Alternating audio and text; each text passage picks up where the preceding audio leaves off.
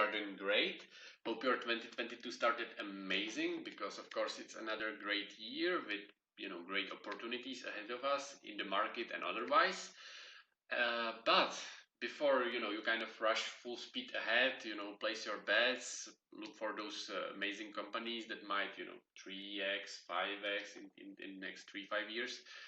It's always good to a little bit rewind for a day or two and a little bit evaluate what was working, what wasn't, and how to make adjustment in your strategy, right? Because they always say learn from your mistakes, right? But do those mistakes really need to be your own? No, they don't, right? So it's always nice to hear about other people who might be a couple of steps ahead of you, right?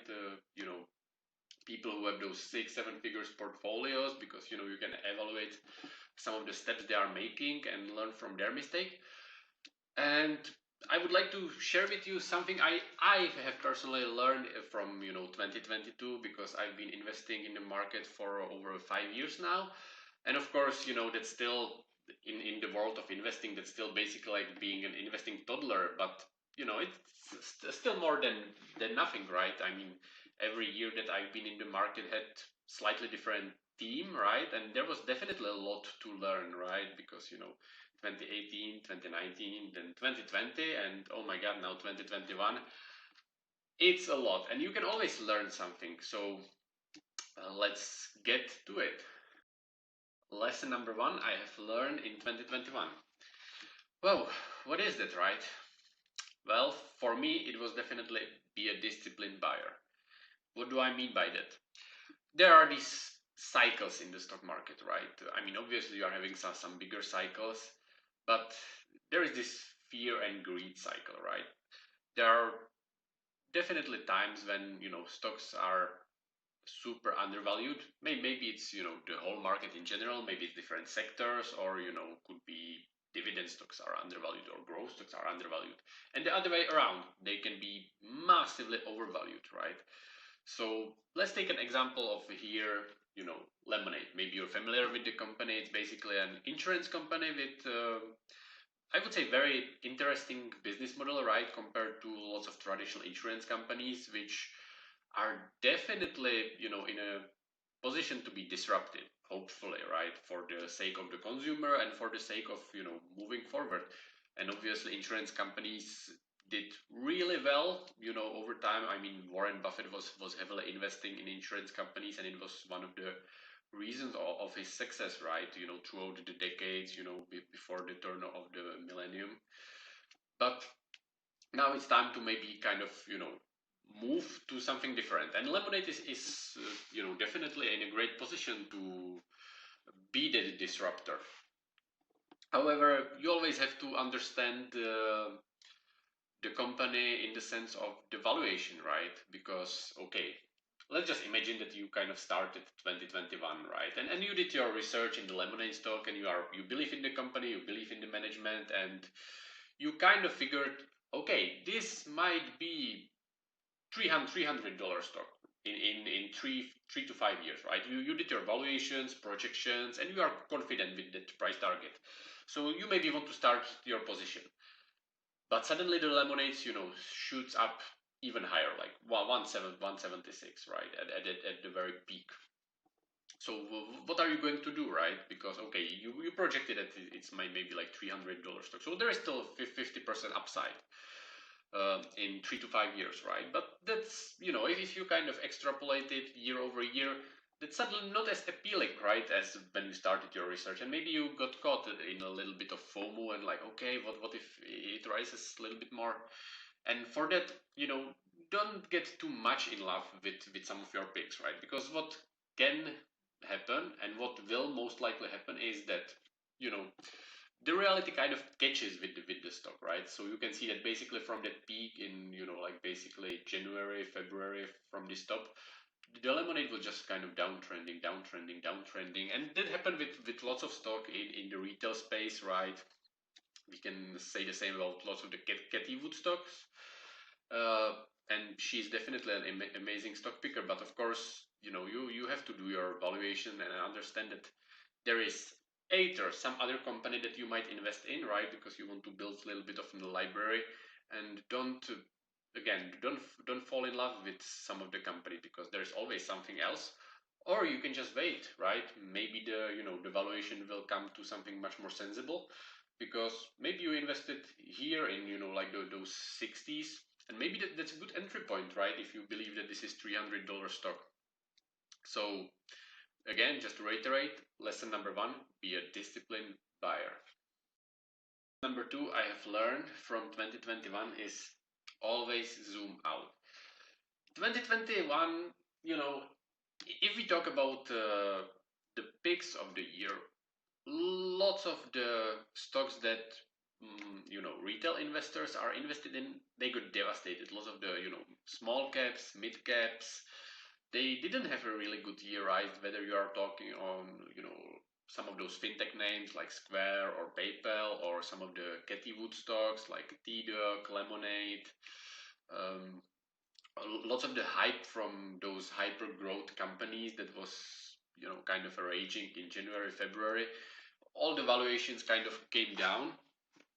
And my portfolio in a sense was not a different, because lots of my basically all of my 2021 picks are down, not significantly, thanks to the basically the first lesson. But there is no way around it, right? I'm down on the new positions. However, I still outperform S&P 500. How come? How like how is that possible? Well, of course, these are 2021 positions are those that I've been building, right? So it's a relatively smaller position in my portfolio, since I've been investing, since basically like this point here in like the late 2017. And some of those companies that I was buying here, like 2018, 2019, they are the ones that are carrying my portfolio, at this point, right? Because I did amazing on Apple, I did amazing on Tesla. But, these are the companies that I just bought here in the past, great companies that are doing amazing, and they are just carrying my portfolio. And these extrapolations will most likely, and I fully believe in it, will happen in the future, right? Those picks that I've made in 2021, they will be the ones carrying my portfolio in 22, 23, right? Because, you have to a little bit accumulate the position and give it some time, because, all those companies, it's not the ticker symbol, it's the company there, it's the management team, it's every single individual employee. They are making great products, providing services, and the value is being created. And if the company is doing better, the stock price will reflect it in the long run. So as long as you have that big picture in your mind, don't worry about the picks you've made 6 months ago. There's just such a short time frame. So cut yourself a little bit of slack. Be patient, because most likely if you did your homework, you will do just fine. Just give it a year or two. Third lesson I learned from 2021 is, straight up, it takes time to build a position.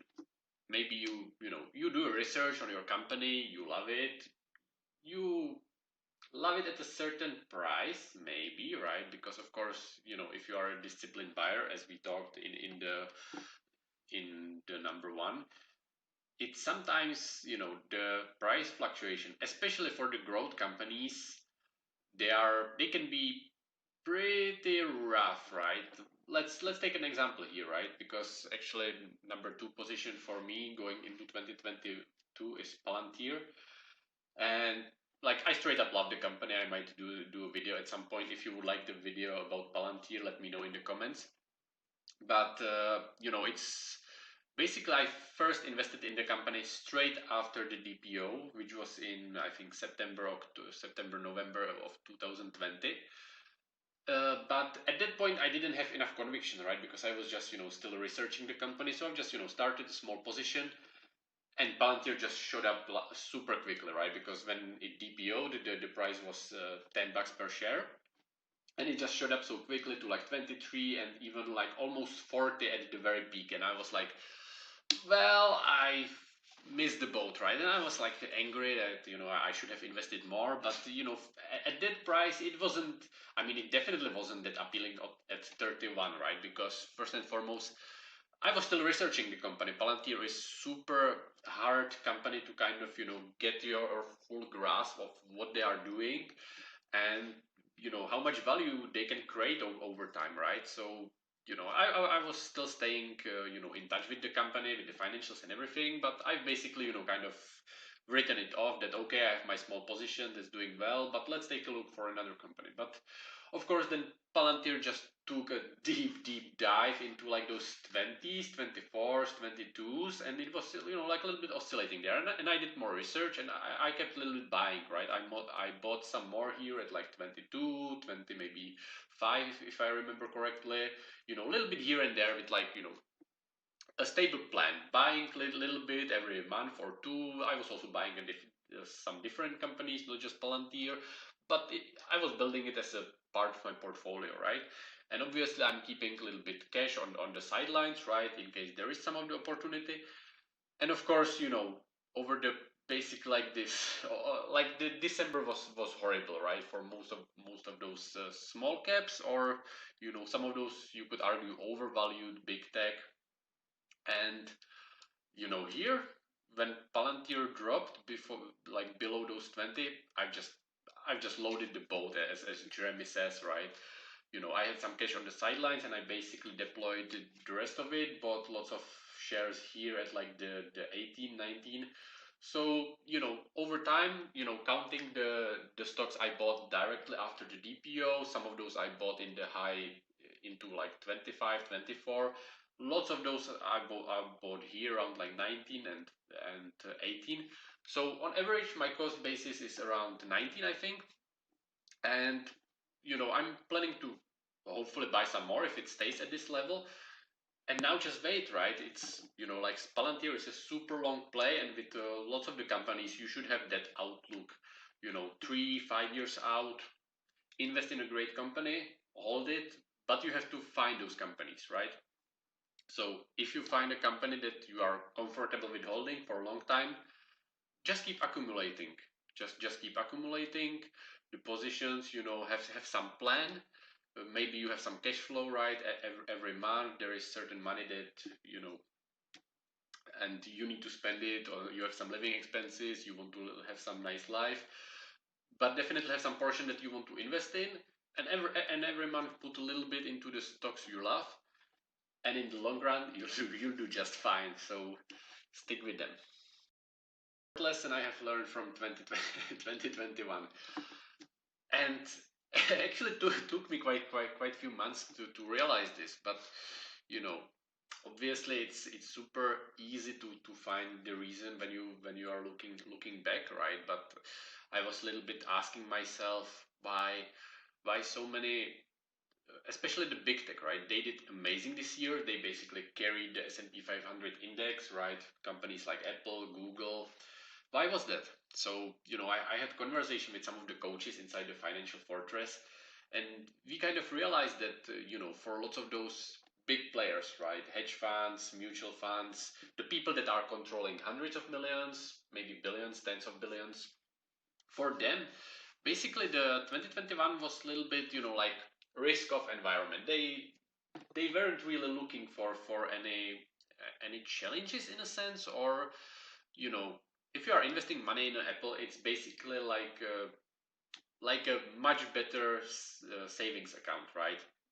Because obviously Apple is an amazing company, putting great numbers year in and year out, quarter in and quarter out, and you kind of cannot go wrong with it.